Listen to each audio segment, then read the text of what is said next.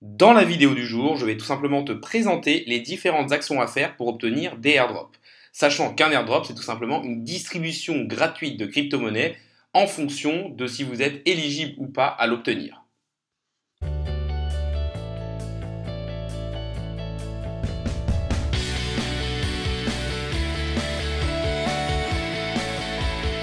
Salut à tous, c'est Inspecteur Crypto, bienvenue dans la vidéo du jour qui va tout simplement parler des airdrops et plus précisément comment obtenir des airdrops.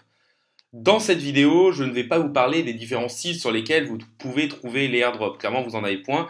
Vous avez par exemple le site derrière qui est Airdrop Alert. Vous pouvez trouver ces différents sites où ils vont vous référencier les airdrops actuels. C'est assez intéressant, mais ce n'est pas le thème de la vidéo. Je l'avais déjà développé dans une précédente vidéo et je préfère ne pas me répéter.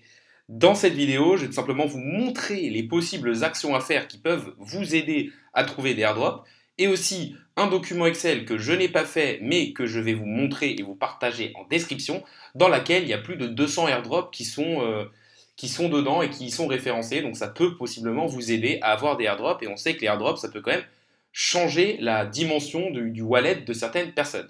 N'hésitez pas à liker la vidéo, à me dire ce que vous en pensez, aussi à me dire si vous avez eu vent d'un ou plusieurs airdrops, clairement ça peut toujours aider la communauté. N'hésitez pas non plus à vous abonner, ça récompense le travail que je fais au jour le jour. Mais passons tout de suite sur le thème de la vidéo, à savoir les différentes actions que l'on peut faire pour obtenir des airdrops.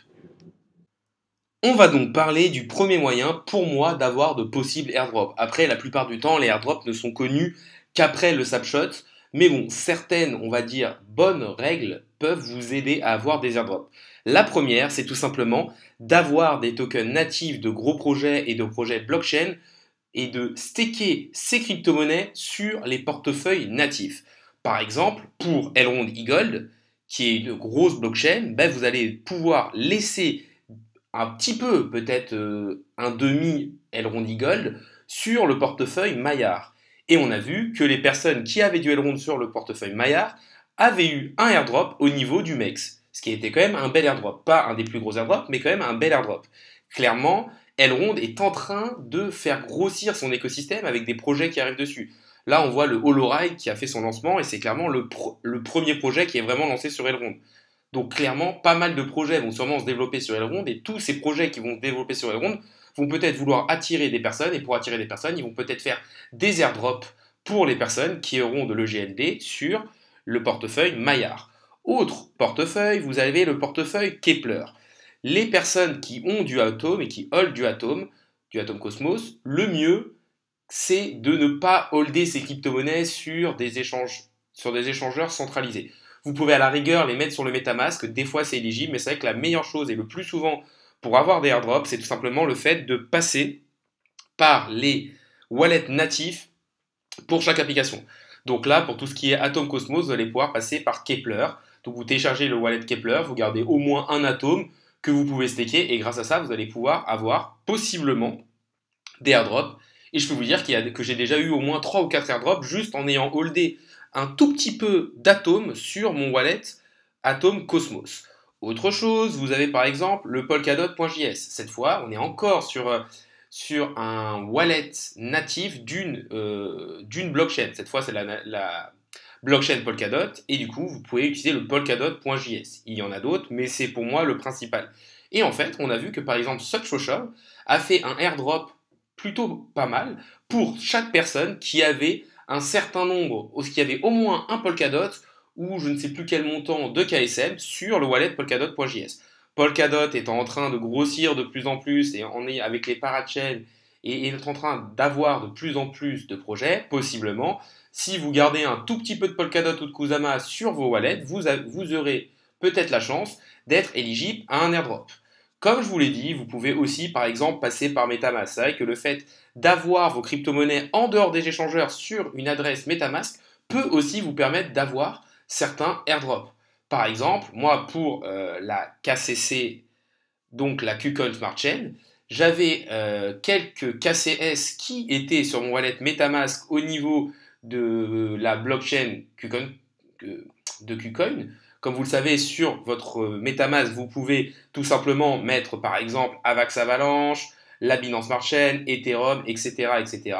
Et grâce à ça, il y a eu un airdrop sur un projet qui s'était lancé sur la KuCoin Smart Chain, qui a été Morito Finance. Et si vous aviez tout simplement fait quelques trades sur la KuCoin Smart Chain, et pour ce faire, il fallait donc avoir un wallet, on va dire, décentralisé, qui en tout cas ne pas avoir ça sur des échangeurs centralisés, ben vous pouviez avoir un airdrop de Morito Finance qui était plutôt pas mal. Je crois que c'était quand même aux alentours des 100 ou 200 dollars. Et c'est vrai que si vous en multipliez, ça peut être pas mal. C'est toujours des crypto-monnaies gratuites qui sont prises.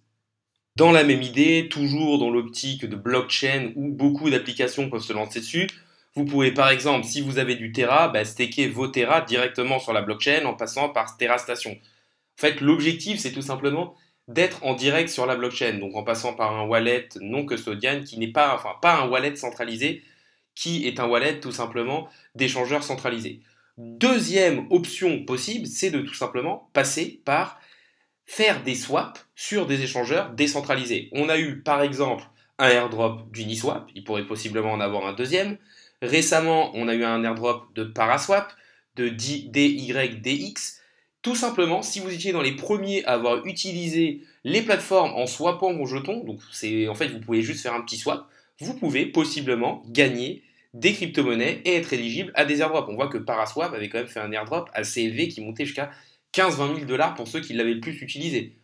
Vous pouvez aussi utiliser d'autres swaps, d'autres, on va dire, échangeurs décentralisés sur différentes blockchains. Là, par exemple, vous avez la plateforme Osmosis qui est, on va dire, le DEX au niveau de la blockchain Atom Cosmos.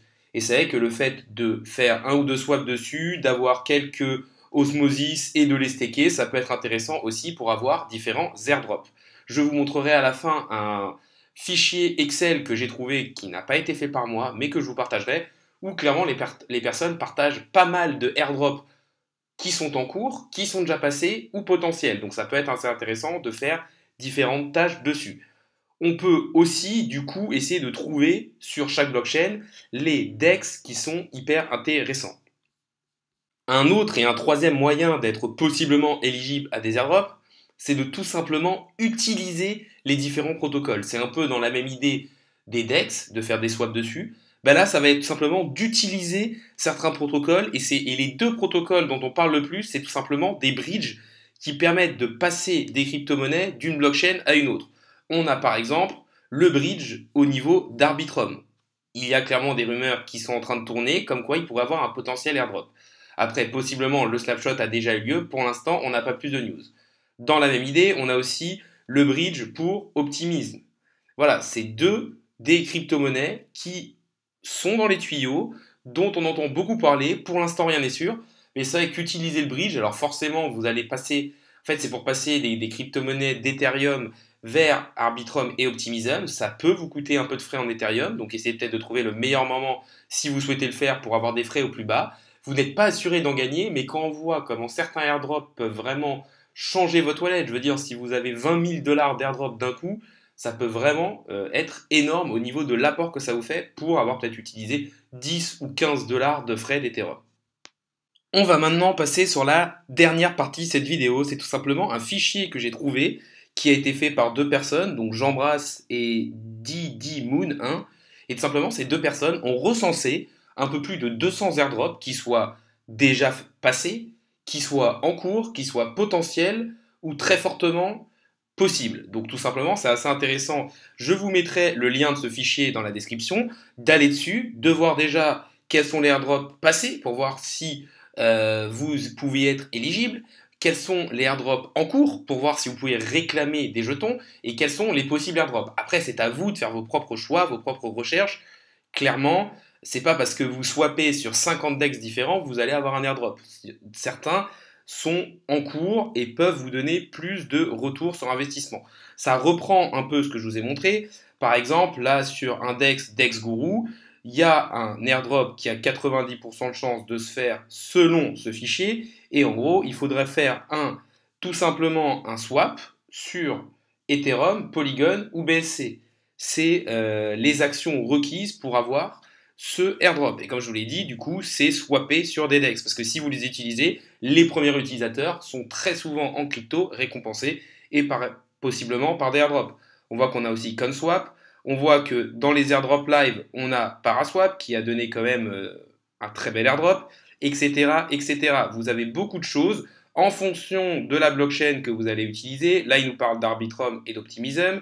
Ils vont nous parler d'Ethereum. Alors moi, c'est vrai que j'ai utilisé un peu, mais j'utilise pas énormément Ethereum à cause des frais, donc je ne serai pas forcément éligible. Après, vous allez avoir aussi des airdrops possibles sur Solana. On peut voir que la couleur verte veut dire les airdrops en cours. Donc clairement, tout ce qui est vert, c'est des airdrops qui sont vérifiés, qui sont actuellement en cours.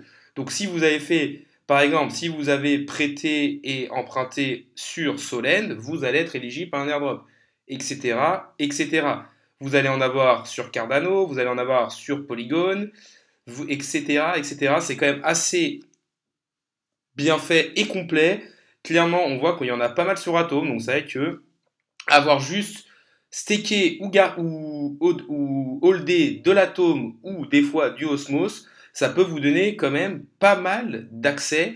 Bon, après, on voit que c'est des airdrops qui sont potentiels, mais là, il y aura peut-être Koala, Ansum, Warpzone, Omniflix, etc., etc. On voit que le nombre d'airdrops possibles pour avoir holdé du Atom sur son wallet Keplr, ça peut quand même vous rapporter pas mal d'argent derrière. On voit aussi qu'il y a pas mal de projets sur Terra, certains qui sont live. Si vous avez staké du Luna sur la Terra Station et que vous savez que par exemple, les personnes qui vont acheter du Luna et qui les ont laissés sur Binance, ben, ils vont pas pouvoir avoir accès à tous ces airdrops là.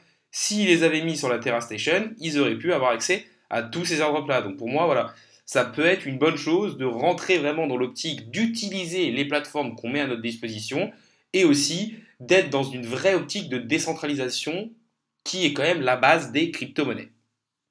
Vous pouvez aussi passer par un site très connu, CoinMarketCap, en allant tout simplement dans Calendar ici et dans Free Airdrop. À ce niveau-là, vous allez trouver les airdrops qui sont en quelque sorte sponsorisés par CoinMarketCap. Ça peut vous permettre d'avoir des airdrops. Le seul problème, c'est qu'il y a énormément de personnes qui sont dessus et qu'il y a très peu de gains à se partager. Donc clairement, avec un peu de chance, vous pouvez avoir un ou deux airdrops, mais ça va pas être comme par exemple les airdrops que je vous ai présentés où clairement vous serez sûr de l'avoir si vous avez fait les différentes étapes.